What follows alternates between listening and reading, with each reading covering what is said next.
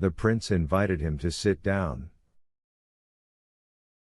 You asked for me twice? Perhaps you're still worried about yesterday's. About that boy yesterday, you mean, Prince? Oh, no, sir, yesterday my thoughts were in disarray, but today I no longer intend to countercarry your intentions in any way.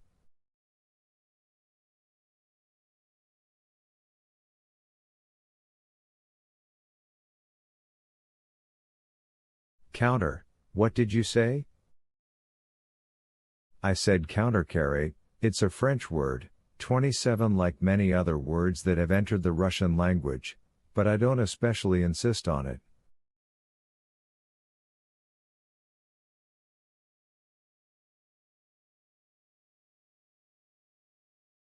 What is it with you today, Lebedev?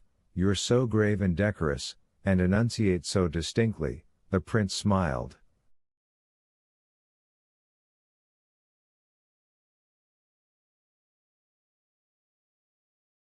Nikolai Ardalionovich. Lebedev addressed Kolya in an all but affectionate voice, having to inform the prince of a matter essentially of concern.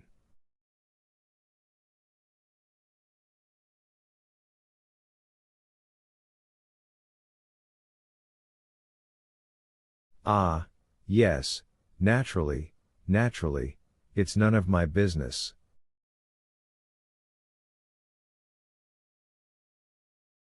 Goodbye, Prince. Kolya left at once.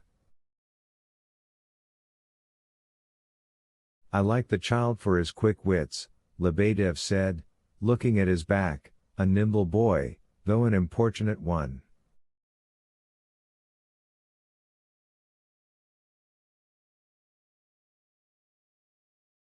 It is a great misfortune that I have experienced, my much-esteemed prince, yesterday evening or today at dawn. I hesitate to specify the exact time.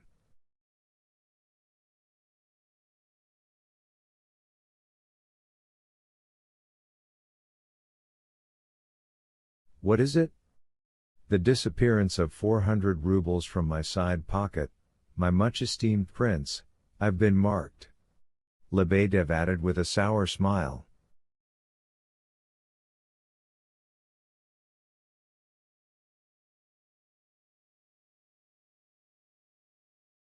You lost 400 rubles? That's a pity. And especially if one is a poor man who lives nobly by his own labor. Of course, of course. How did it happen? On account of wine, sir. I am turning to you as to Providence, my much-esteemed prince. I received the sum of 400 rubles in silver from a debtor yesterday at 5 o'clock in the afternoon and came here by train.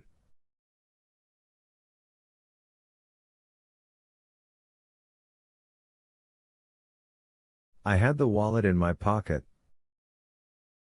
Having changed from my uniform 28 into a frock coat, I transferred the money to the frock coat, with a view to keeping it with me, counting on handing it over that same evening on a certain request as I was expecting an agent.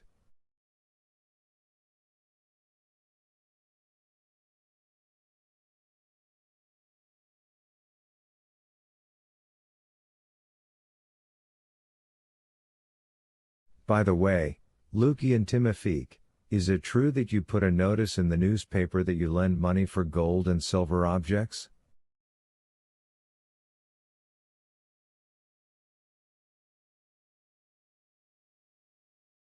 Through an agent. My name wasn't mentioned, nor was my address. Having insignificant capital and in view of my growing family, you must agree that an honest percentage.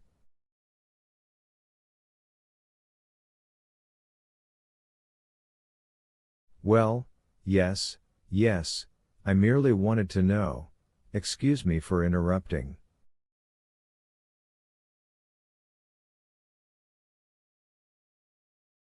The agent did not come.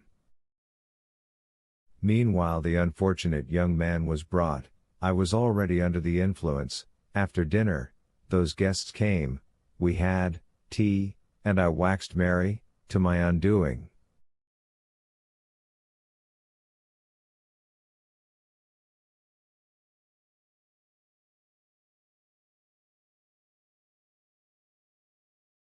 And when, at a late hour, this Keller came and announced your celebration and your orders about the champagne, I, my dear and much esteemed prince, having a heart, which you have probably noticed by now, for I deserve it, having a heart which is, I do not say sensitive, but grateful, and I am proud of it, I, for the greater solemnity of the impending meeting and in expectation of personally offering my congratulations, decided to go and exchange my old rags for my uniform, which I had taken off on my return, and so I did, as you probably noticed, Prince, seeing me in my uniform all evening.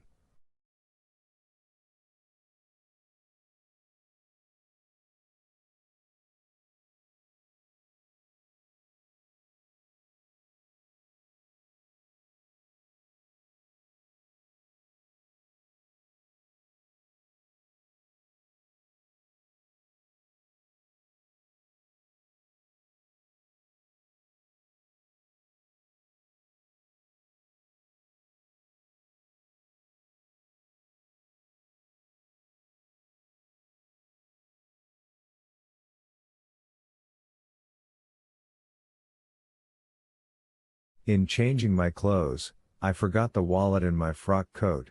Verily, when God wishes to punish a man, he first deprives him of reason. 29 And it was only today, at 7:30, on awakening, that I jumped up like a halfwit and snatched my frock coat first thing, only an empty pocket.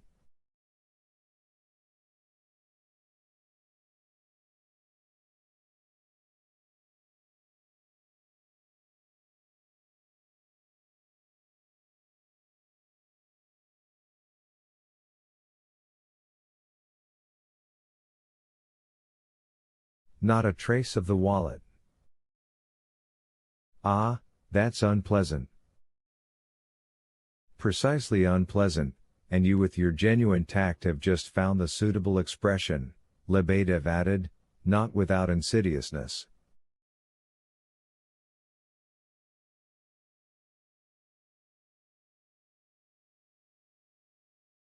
How is it, though, the prince pondered, beginning to worry, no, this is serious.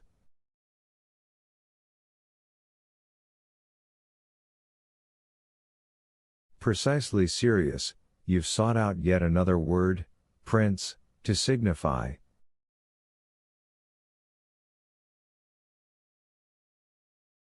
Oh, enough, Lucian Timofeek, what was there to seek out? The words aren't important. Do you suppose that, in a drunken state, you might have dropped it out of your pocket?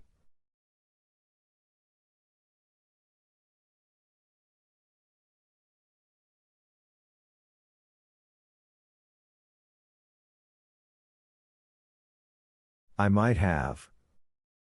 Everything is possible in a drunken state, as you have so sincerely expressed it, my much esteemed prince.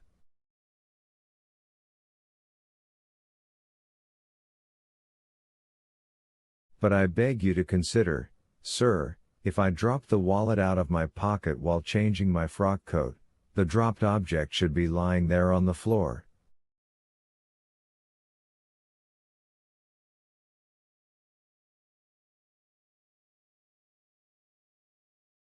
Where is that object, sir? You didn't stuff it into a desk drawer somewhere? I've looked all over, rummaged everywhere, the more so as I never hid it anywhere or opened any drawer, which I remember distinctly.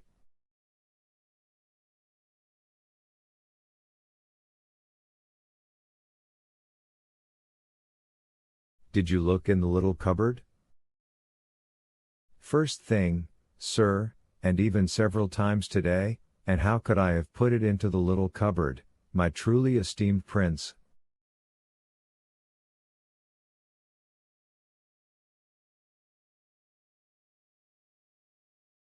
I confess, Lebedev, this worries me. So someone found it on the floor? Or stole it from the pocket? Two alternatives, sir. This worries me very much, because who precisely, that's the question.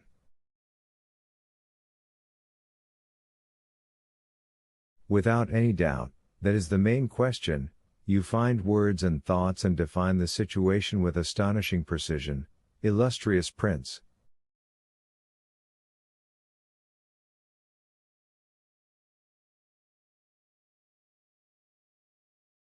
Ah, Luki and Timofeek, stop your mockery, there's mockery, cried Lebedev, clasping his hands.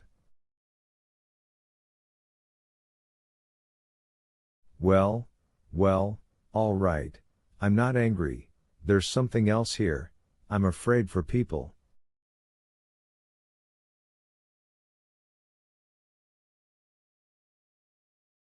Whom do you suspect?